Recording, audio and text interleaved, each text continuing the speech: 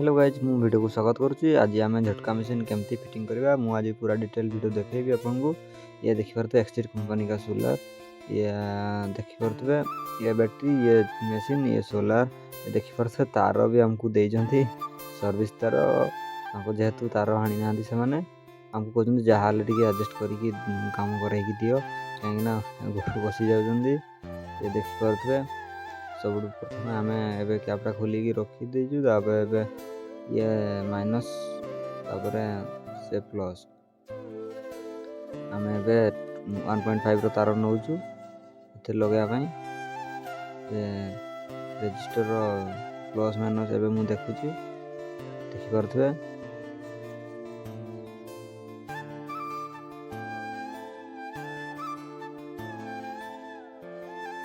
तार solar fitting करी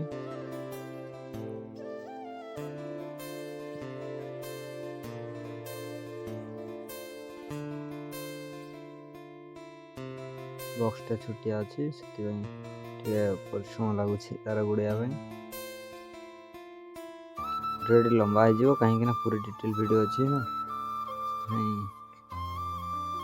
last को देखिए ना किसी जापर।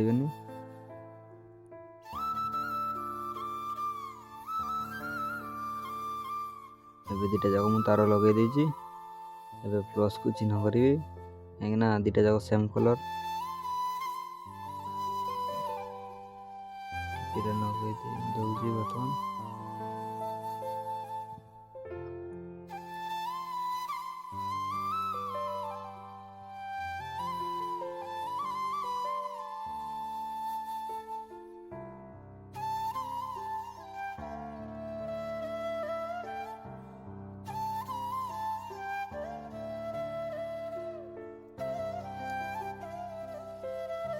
सर जाइए प्लस तार को चिन्ह करके आम कैप लगे देकी पुणी मेसीन प्लस तार सेल्टा उठेदी कैप लगे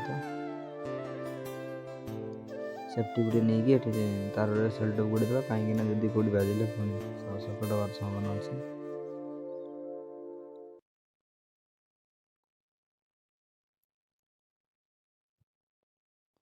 कैप लगे देवा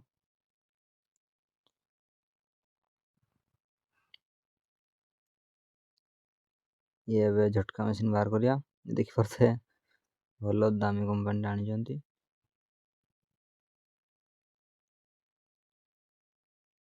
ये दुटा केबल देछि, गोटे सोलार गोटे बैटरी जे जोटा जो थ्री यूज कर समान अच्छी किसी असुविधा हेनी। ये भी देखिपे बड़ बैटरी एक्सटीड कंपनी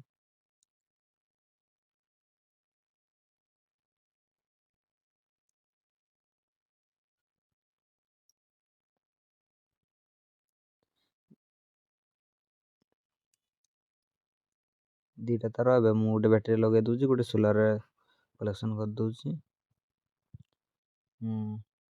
देखिए ये नट बोल्ट देछि बैटरी पाई।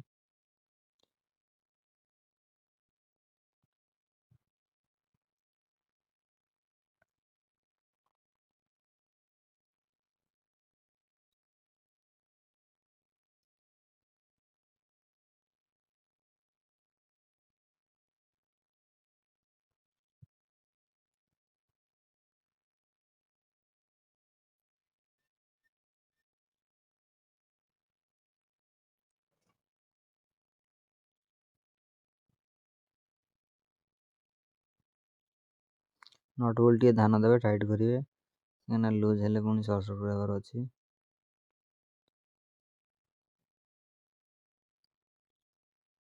आप मन रखता तो ग्रीस टे दे देते कहीं कार्बन हबार संभावना अच्छी से जो फिटिंग कर ग्रीस टे दे देते कार्बन हबार संभावना रहिबो नहीं।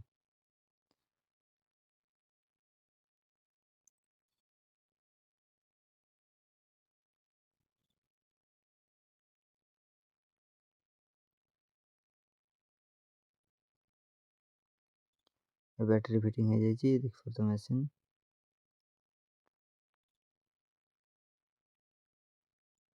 ଦେଖିବା ସୋଲାରକୁ ଫିଟିଂ କରିଦେଲି, କାହିଁକିନା ଭିଡ଼ିଓ ବଡ଼ ହେଇଯାଉଛି, ସେଥିପାଇଁ ମୁଁ ଲମ୍ବା କରିବା ପାଇଁ ଚାହେଁନି, ସେଥିପାଇଁ ଡାଇରେକ୍ଟ ମୁଁ ଫିଟିଂ କରିକି ଉପରେ ଲଗେଇ ଦେବା ପାଇଁ ଚାହେଁ।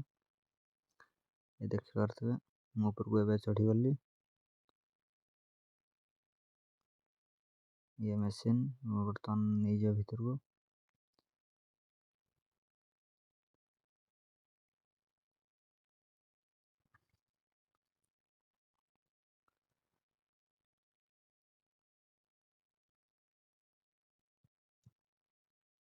ସୋଲାରଟା ଏବେ କେଉଁଠି ରଖିବା, ଖରା କପଡ଼ା ଆସିବ, ଜାଗା ସିଲେକ୍ଟ କରାହେଉଛି।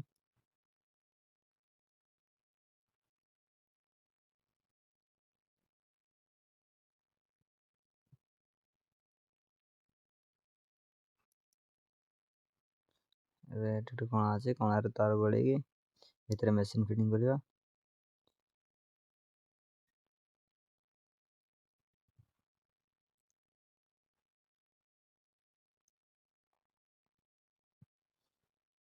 ଏବେ ମେସିନ୍ ଭିତରକୁ ଯିବ।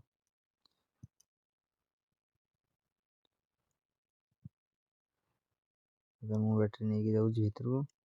ବ୍ୟାଟେରୀ ନେବା ପୂର୍ବରୁ ଦେଇଛି ତାର ଏୟାର ଫିଲ୍ଟର।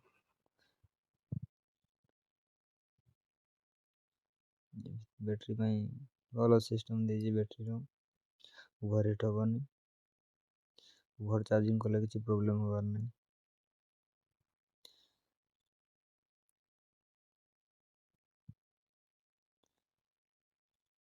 ଅନ୍ୟ ବ୍ୟାଟେରୀ ଗୁଡ଼ାକରେ ଦେଉନି, ବ୍ୟାଟେରୀ ଦେଇଛି। ହିଟ୍ ହେଲେ ଅଟୋମେଟିକ୍ ଗ୍ୟାସ୍ ବାହାରିଯିବ ଫିଲ୍ଟର ଦ୍ୱାରା।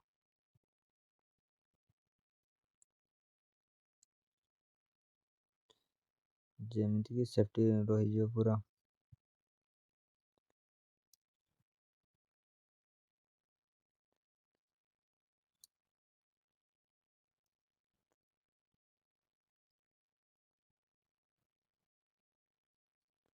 ଦେଖିପାରୁଥିବେ ଆମେ ମେସିନ୍ ଏଠି ରଖିଦେଇଛୁ। ତଳଟା ହେଉଛି ବ୍ୟାଟେରୀ, ଉପରଟା ହେଉଛି ସୋଲାର। କେବଳ କିଛି ନାହିଁ, ମେସିନ୍ରେ ଆପଣ ବି ଫିଟିଂ କରିପାରିବେ। ଉପରେ ସୋଲାର, ତଳେ ବ୍ୟାଟେରୀ, ଆଉ କିଛି ବି କଲେକ୍ସନ୍ ନାହିଁ। ଆଉ ଖାଲି ଗୋଟେ ଆର୍ଥ ଆଉ ଗୋଟେ ଝଟକା ତାର ଲାଗିବ, ଆଉ କିଛି ନାହିଁ। ଦେଖିପାରୁଥିବେ ବ୍ୟାଟେରୀକୁ ଏମିତି ଖୋଲା ଛାଡ଼ିବାନି, କାହିଁକିନା ମୂଷା ଫୁଷା ଆସିବାର ସମ୍ଭାବନା ଥିଲା, ସେଥିପାଇଁ ଆମେ ଖୋଲା ଭିତରେ ରଖିଦେବୁ। ଏଠି ଆମେ ଆର୍ଥ ବନାଉଛୁ, କାହିଁକିନା ଆର୍ଥ ନଦେଲେ ଝଟକା ମେସିନ୍ କାମ ଦେବନି। ସେଥିପାଇଁ ଆମେ ଏଠି ଆର୍ଥ ଗଡ଼ାଇବା ପାଇଁ ଚାହୁଁଛୁ। ଇଟା ଗୁଡ଼ାକ ବାହାରିଲି, ସେଥିପାଇଁ ଇଟା ଗୁଡ଼ାକ ଆମେ ଭାଙ୍ଗୁଛୁ।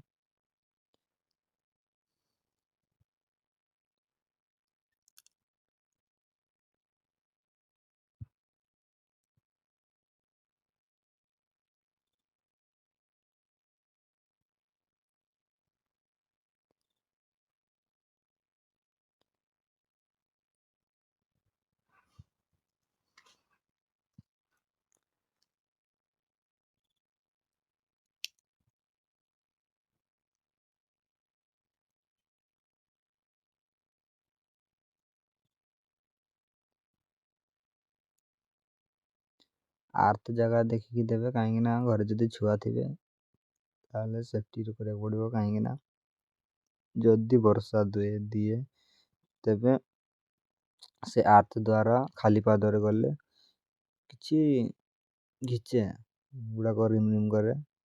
ସେଥିପାଇଁ ଏମିତି ଜାଗାରେ ଦିଅ ଯେମିତିକି ସେଠି ଆପଣ ୟୁଜ୍ କରିବେ ନାହିଁ ଜାଗାଟାକୁ ବର୍ଷା ଦେଲେ। ସେଥିପାଇଁ ସେମାନେ କହିଲେ ଆମ କୁକୁଡ଼ା ଘରଟା ଫାଙ୍କା ଅଛି, ମୁଁ ସେଠି କିଛି ଦେଇଦେବି ସାଇଡ଼୍ରେ। ସେଥିପାଇଁ ତାଙ୍କ ଘରେ ଛୁଆ ଥିଲେ ତ ଆମେ ସେଥିପାଇଁ ବାହାରେ ଦେଲୁନି, କାହିଁକିନା ପାଣି ପଡ଼ିଲେ ଏଥିରେ ଖାଲି ରିମୁଭ୍ କରେ, ଜଷ୍ଟ କିଛି କ୍ଷତି କରିବ ନାହିଁ। ହେଲେ ସେଫ୍ଟିରେ ଧ୍ୟାନ ଦେଇକି ଆମେ ଭିତରେ ଦେଇଦେଇଛୁ। ଘର ଭିତରେ ଦେଖିପାରୁଥିବେ ଘରଟା, ତାଙ୍କ ଝରକାଟା ଅଛି, ସେ ଭିତରେ ମେସିନ୍ଟା ଅଛି, ଆମେ ସେଠି ଯାଇକି ଡାଇରେକ୍ଟ ଲଗେଇଦେବୁ। ଏ ଉପରକୁ ଆମେ ତାରଟା ନେଇଛୁ, ସେଟା ଯାଇକି ଏଇଟା ଆର୍ଥଟା ଏବେ ବର୍ତ୍ତମାନ ଆମେ ଲଗେଇଦେବୁ। ଆର୍ଥଟା ସେ ଯେଉଁଟା ରଡ଼୍ କାଢ଼ିଲି ସେ ତାରଟା ଏଇଟା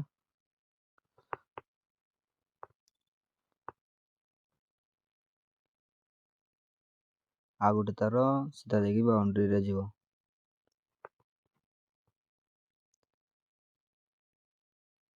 ଆଉ କିଛି ନାହିଁ, ଏତିକି ହିଁ ଅଛି ଝଟକା ମେସିନ୍ରେ। ଆପଣ ଯଦି କିଛି ବି ବୁଝିପାରୁନାହାନ୍ତି ତାହେଲେ ମୋତେ ଡାଇରେକ୍ଟ କମେଣ୍ଟ କରିପାରିବେ, ମୁଁ ଆପଣଙ୍କର ପ୍ରୋବ୍ଲେମ୍ ସଲ୍ଭ କରିବା ପାଇଁ ଚେଷ୍ଟା କରିବି। ଆଉ ପ୍ଲିଜ୍ ଟିକେ ସପୋର୍ଟ କରିବେ। ଦେଖିବା ତ ଡାଇରେକ୍ଟ ବାଉଣ୍ଡ୍ରିରେ ଛୁଇଁଦେବ, ଆପଣଙ୍କ କାମ ହେଇଯିବ।